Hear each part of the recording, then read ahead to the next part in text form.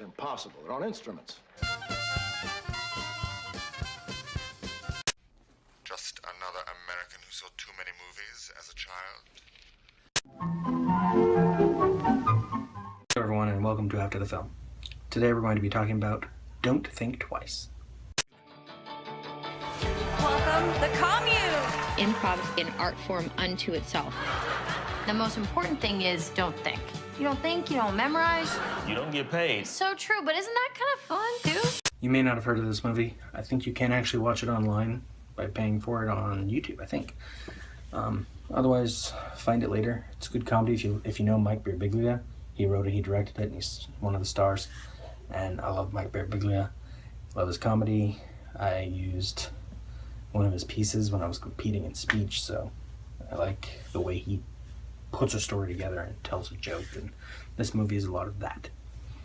You know what it is. Group of improv actors having to deal with the fact that one of their friends just got a real gig on a fictionalized version of Saturday Night Live.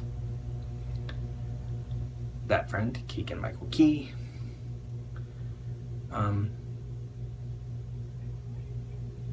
it kind of separates him from the crowd, from his friends, and you get some good performances of they're all dealing with life problems and dealing with the fact that they aren't quite what they wanted to be.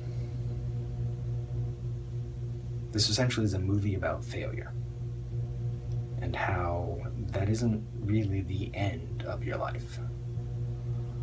That's an interesting idea. It's not something you normally see in Hollywood.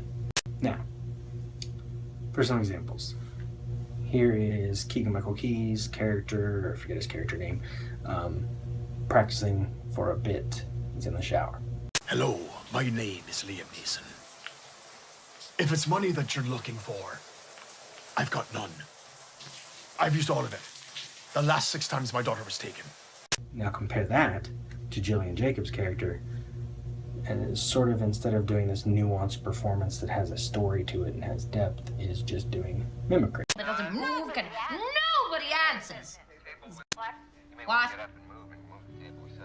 No, I wouldn't move the table aside. I want to put my feet on it. Feet on it. Can't we get a stationary table? Can't we get a stationary... Nobody listens in this.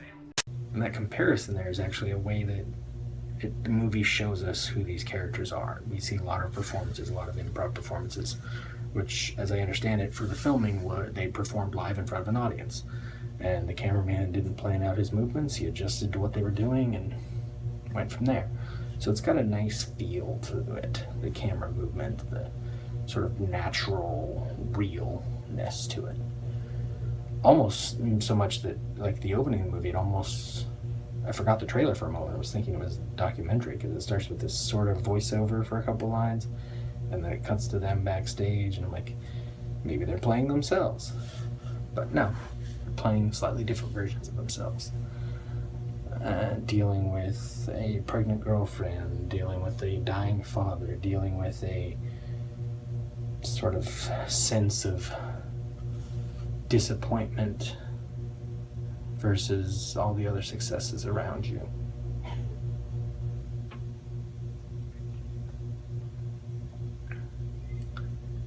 And it's both a depressing story, depressing film, and a remarkably funny film.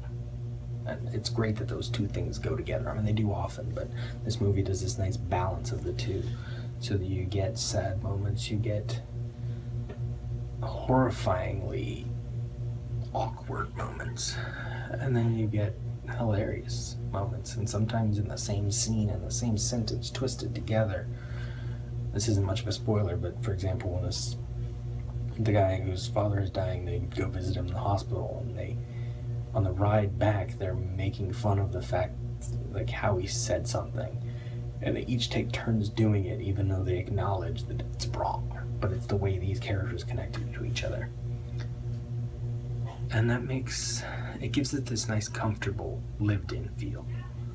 Like you believe that this group of characters have been doing improv together, and they know each other, and they like each other, and they spend a lot of time together.